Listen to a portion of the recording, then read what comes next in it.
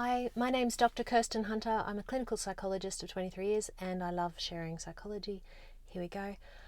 Am I grieving properly? That might sound like a weird statement, but that's what clients say to me. You know, they've had the death of a parent, of a partner, even a child, a dear friend, and they'll say to me, am I grieving properly? And it just really shows me that people have this we're often really disconnected from the process of grief.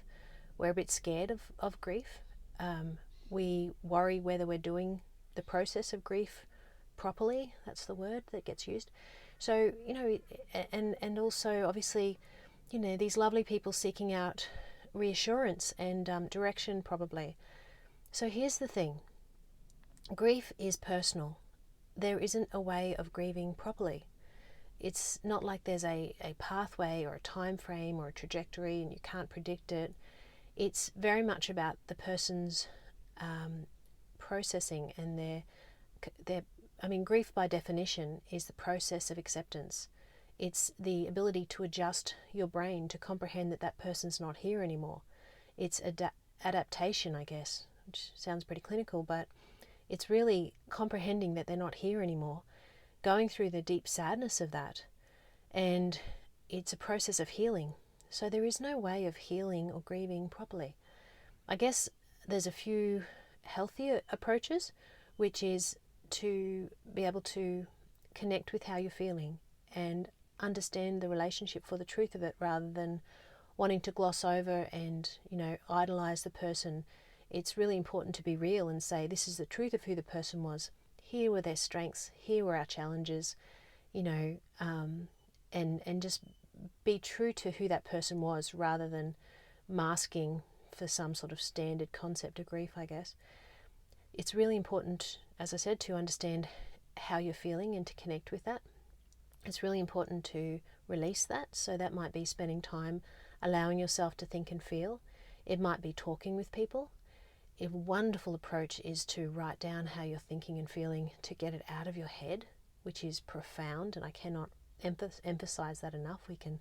Often we have such a muddle in our head, and if we write it out, then it's a release, and it sort of helps to organize our thoughts. Even we feel like we make more sense, and it's not a Dear Diary. It's more of a emotional vomit, really, and then you can burn it. You don't have to keep it. It's not about what you create. It's the process of writing. So grief is considered a process. It often comes in waves, literally. The wave goes up, the wave goes down, and when the wave is out, when you're not actively feeling the grief, you don't actually feel that happy. You just feel more numb. And so it can be a really tough process. Another frustration with grief is we often feel that the rest of the world has a short attention span, and the rest of the world goes on, and we feel like that's really insensitive when we feel like we're kind of frozen in time in our grief. And that's hard. That is hard, because for us it can be all-encompassing, consumes us, whereas for other people, they will acknowledge that loss, but it's not the focus of their world. So can I just say how to support someone with grief? I love to talk about this. I think just check in with whether they feel like talking. If they don't assume.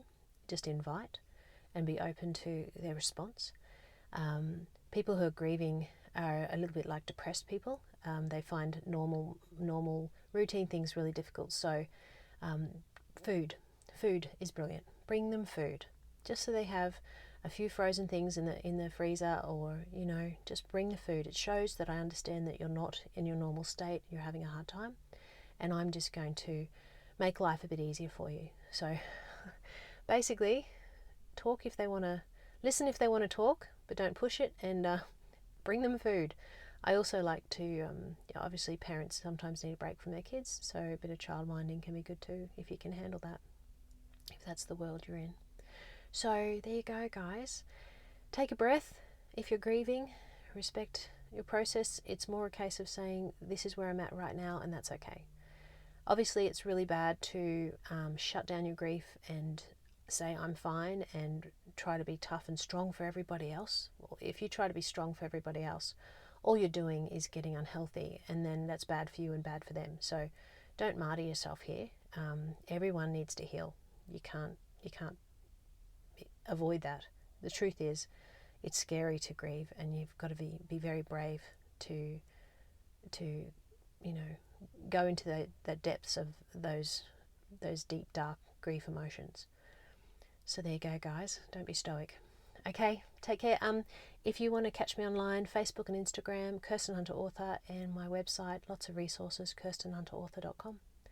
Thanks. See you later.